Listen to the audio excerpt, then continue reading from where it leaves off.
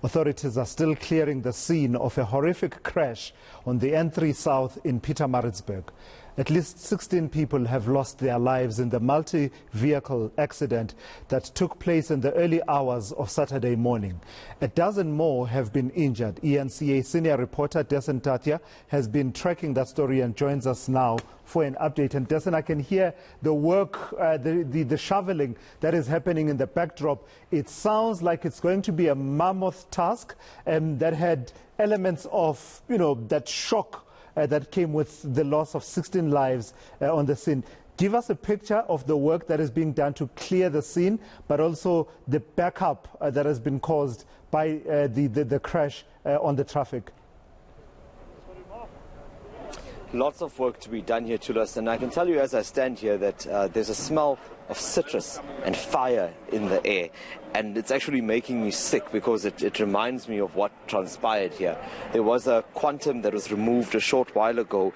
I don't even think that I can call it a vehicle anymore. It looks like a tin can, and that vehicle was taken away. That was the one in which there were 17 occupants. 16 of them had passed away.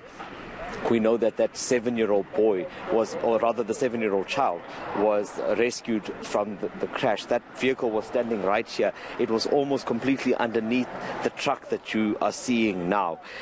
It took a while to get it out of here, to remove it. And as it left and as it was being taken away, I couldn't help but think what had happened during the early hours of this morning at 3 o'clock when that truck came barreling down this road and slammed into those vehicles. In total, there were 9 vehicles.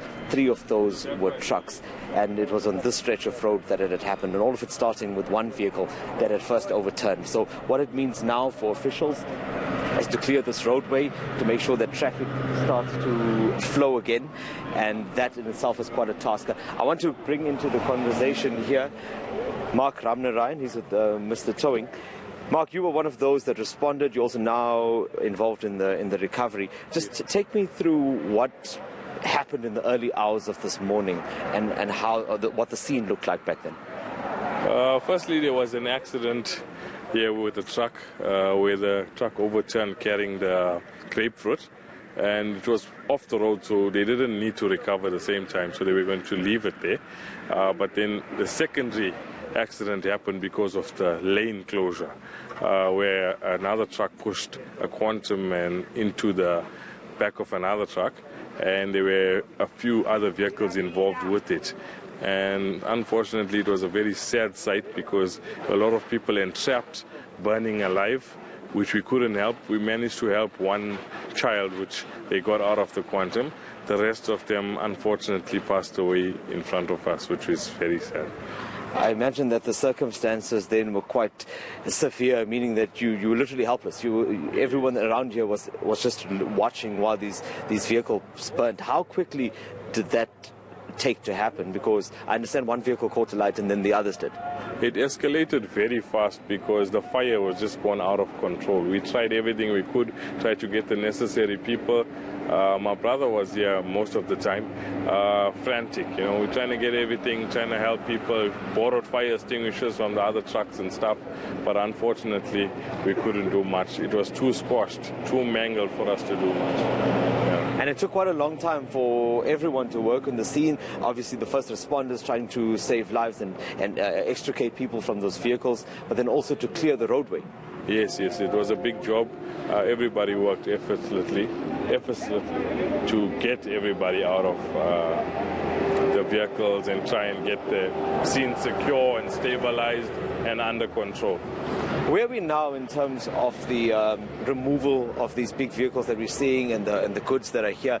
I mean, is this part of the N3 looking to be closed for most of the day or into the night? On my side, we should be approximately 2 hours, 2 to 3 hours, and then we'll be clear on that one. Most of the vehicles have left the scene. All the light motor vehicles have been recovered and taken away. We've got one heavy that we need to recover, but we've got to move the load, which is dangerous. in terms of stability. Sure. Yeah. Thank you very much for your time, Mark Ramnarayan from Mr. Towing, just giving us an update on what it was like here in the morning. We've seen the videos and we've seen the pictures, and it really is horrific. A little while ago, we even saw some of the belongings of the people that were traveling. That quantum, we are told, was traveling from Johannesburg to Harding. And I saw a bag here to us, a red bag with blankets sticking out of it and some food items.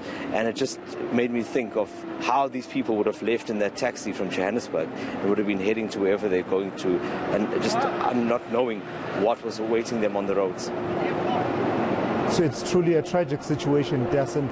Earlier on, you were showing us from the skies, from the air, the traffic backup. That's a key route, right? And we're always focusing on it whenever there's a bit of a disturbance in it. It's an arterial route in as far as trade is concerned and supplies from the coast inland and further on.